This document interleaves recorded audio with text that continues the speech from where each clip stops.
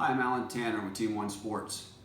I've been getting a lot of phone calls, which I usually do, about some differences in softball bats. So I thought I would just make a short video, explain to you a little bit about the differences between end-loaded bats and balanced bats and what it means to us as softball players now, depending on the type of equipment that we have in our hands. I'm using Miken's line today, the senior line, which is the top selling line in the country. Show you a little bit of differences about it. But first I'll give you a little history. Back before, when we were using aluminum bats, the technology was a lot different with aluminum bats as compared to the composite bats of today.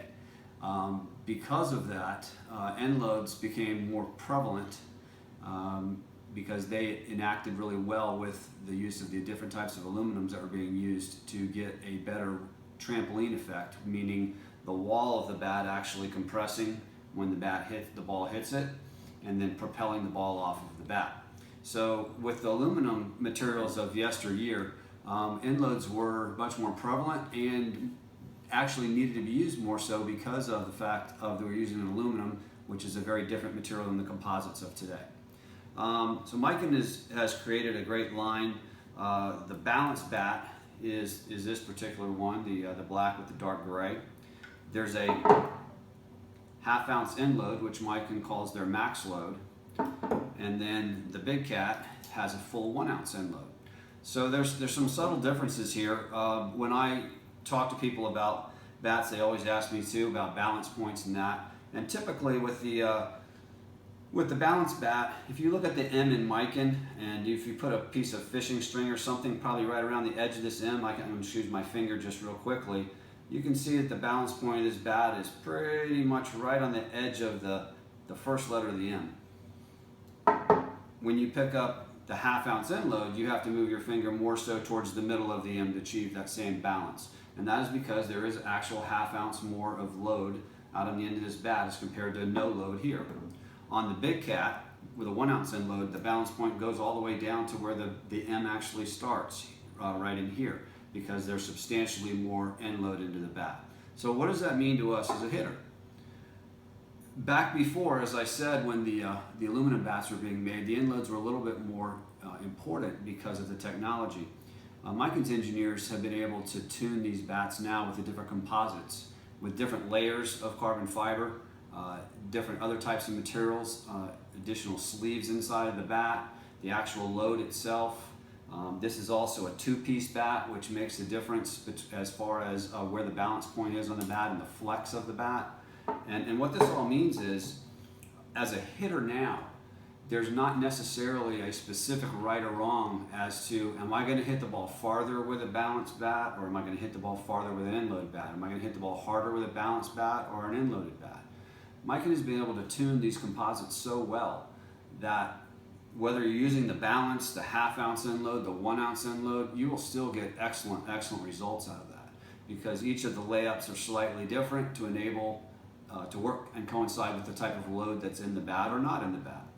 So to get back to you as a softball player, what I generally counsel guys is this. If you want to try an end-loaded bat, certainly it's a great thing to do. If you're going to start out and you've never used an end-loaded bat, probably one with a half-ounce end load would be easier for you to morph into. If you're an end load guy and you want to really see how much more you can reach out with your swing and achieve additional bat speeds, you can possibly try the Big Cat, which has the 1 ounce end load. Basically what happens when you're swinging the end load is, as the bat comes through the zone and you reach past the halfway point right in here, when you have an end loaded bat, the inertia that is actually created by having a little bit of end load in the bat helps to accelerate the bat through the ball. And that's what we're after as hitters. We want to have acceleration from the start of our swing all the way through the ball. With a lot of hitters that are used to swinging end-load bats, this actually complements their swing, and they actually can pick up some additional bat speed by using an end-loaded bat, and therefore that will generate a little bit more power, meaning speed and velocity of the ball being hit, and possibly also distance of the ball being hit. Just because you're using an end-loaded bat or you're not using an end-loaded bat doesn't keep you from doing those things. And that's what I wanted to reiterate to you guys. These bats are so good now and they're tuned so well that the bat that feels comfortable with you in your hands when you're swinging it is the bat you're going to probably swing the best and get your best results from. because the object of our game, as we know, is not to make an out. Whether it's a line drive that gets to the infield, or a gapper that might shoot a gap into the outfield, or if you're a power hitter, maybe it's a home run. All of this can be achieved with either of these bats. So the one that's most comfortable to you is probably the one that's going to give you your best results.